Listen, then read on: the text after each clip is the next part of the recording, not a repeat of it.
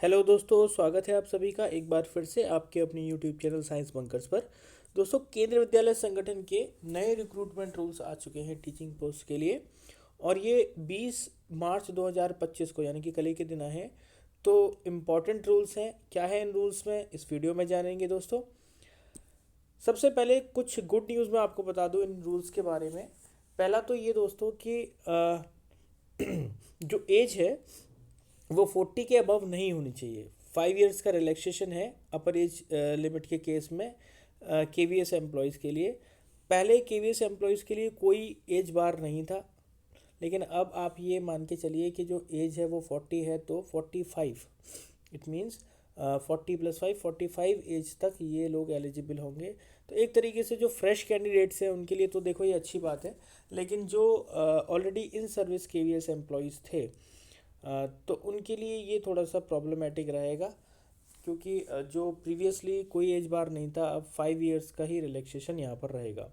बाकी जो age relaxation है दोस्तों वो SC ST OBC और PWD कैंडिडेट्स के लिए सेम ऐसे ही एप्लीकेबल है। अंडर गवर्नमेंट ऑफ इंडिया के जो KVS के रूल्स पहले थे वही यहाँ भी अवेलेबल होंगे, इसमें कोई चेंज नहीं है दोस्तों। न्यू पोस्ट की बात करें तो स्पेशल एजुकेटर्स के लिए TGT और PRT में एक बड़ी जीत मैं कहूँगा, क्योंकि ये लोग कोर्ट में गए थे और कैट का जो ऑर्डर आया है उसके अकॉर्डिंग अब इनको KVS में सम्मिलित करने की बात हो चुकी है।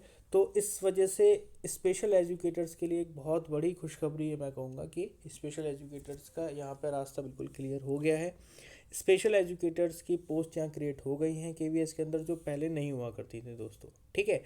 इंक्रीज्ड कोटा की बात करें तो डायरेक्ट रिक्रूटमेंट के थ्रू पहले 50-50 था, यानी कि 50% जो कैंडिडेट्स थे वो प्रमोशन के थ्रू आते थे और 50% डायरेक्ट रिक्रूटमेंट के थ्रू ही लिए जाते थे।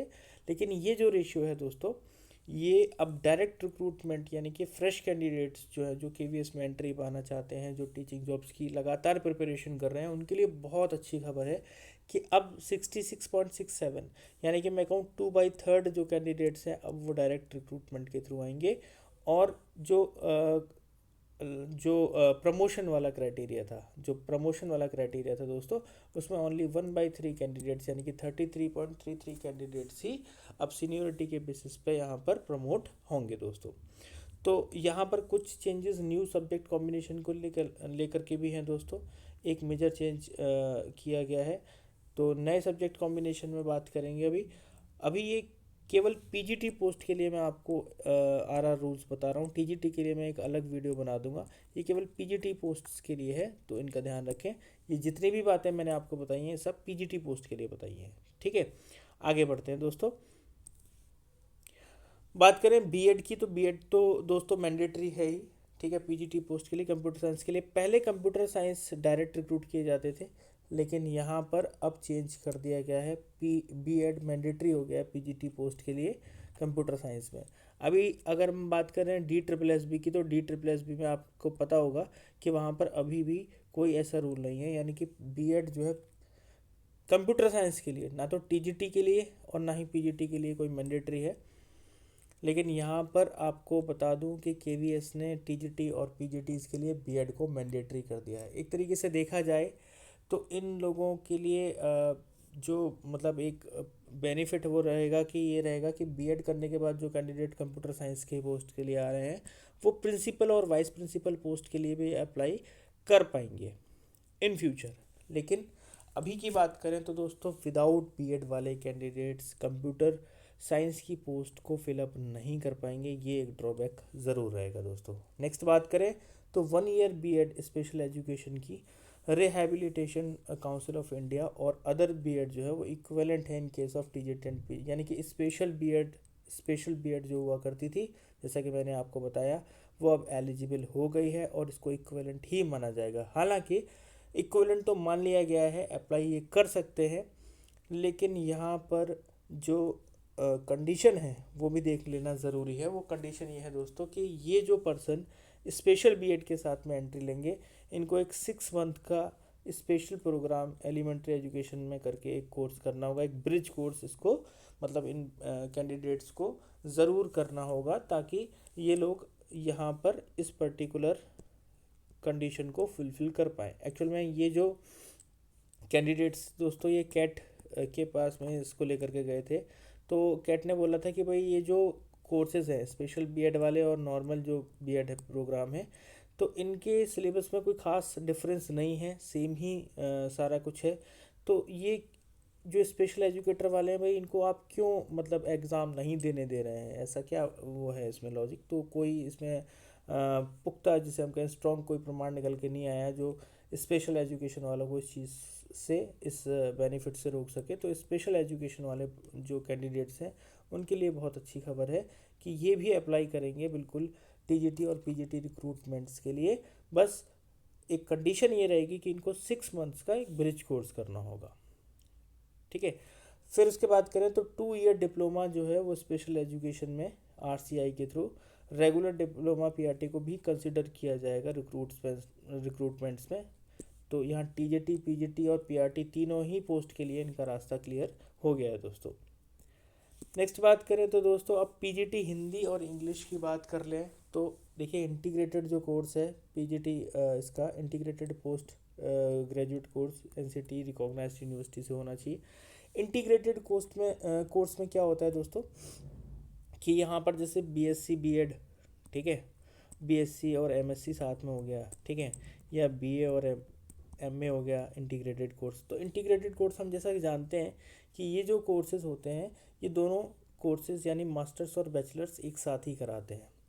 लेकिन यहाँ पर अगर हम पीजीटीज़ की बात करें तो जैसे अगर मान के चलिए साइंस में अगर कोई पर्सन मैं कहूँ कि साइंस पोस्ट के लिए अप्लाई कर रहा है, ठीक है, पीजीटी साइंस केमिस्ट्री के लिए कर रहा है या पीजीटी बायोलॉजी के लिए कर रहा है, तो यहाँ पर केमिस्ट्री के अंडर अगर उसने एमएससी केमिस्ट्री में किया है तो ऑब्वियस बात है कि बीएससी में भी उसके पास केमिस्ट्री होनी चाहिए तभी उसने एमएससी किया। तो साइंस के कोर्सेज में कोई दिक्कत नहीं होती। लेकिन ज़्यादातर अगर हम आर्ट कोर्सेज में देखें तो यहाँ प्रॉब्लम ये होती है दोस्तों कि जैसे अगर इकोनॉमिक्स से अगर किसी ने एमए किया हुआ है और यहाँ पर बीए में उसके पास इको नहीं है तो वो पर्सन यहाँ पर अप्लाई नहीं कर पाएगा। तो अकॉर्डिंग टू आरआर वो ये कहते हैं कि आपने जो मास्टर्स में आपके पास में क्वालिफ़िकेशन है यानी जिस पोस्ट के लिए आप अप्लाई कर रहे हैं, सपोज़ करिए अगर कोई पीजीटी बायोलॉजी के लिए अप्लाई कर रहा है तो बायो के अंदर उसमें उसने मास्टर्स जो की होगी ऑब्वियसली जूलॉजी या बॉटनी से की होगी, ठीक है।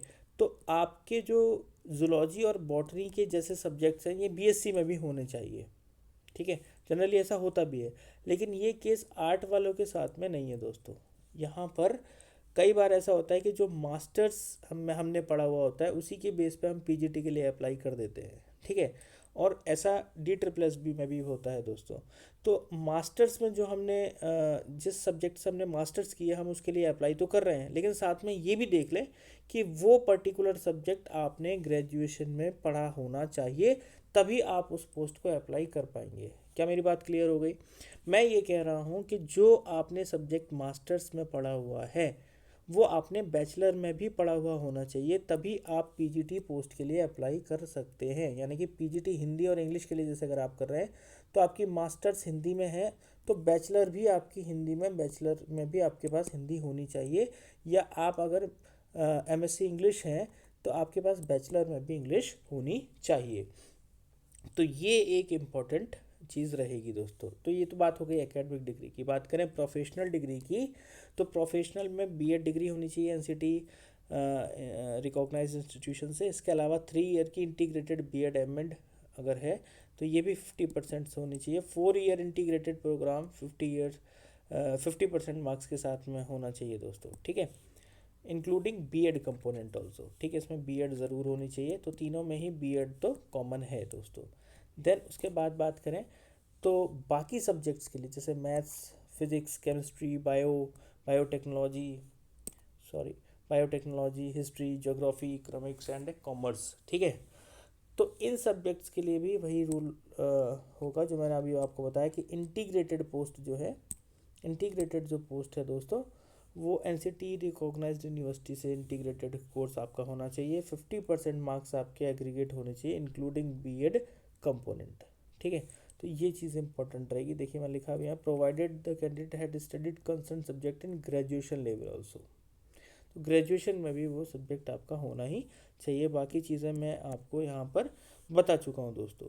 तो फिर भी अगर आपको कोई कन्फ्यूज़न इसमें है तो मुझसे कमेंट सेशन में पूछ सकते हैं। इस पूरी पीडीएफ को जो कि आई है वो मैं आपको अवेलेबल करा दूंगा अपने टेलीग्राम चैनल पे।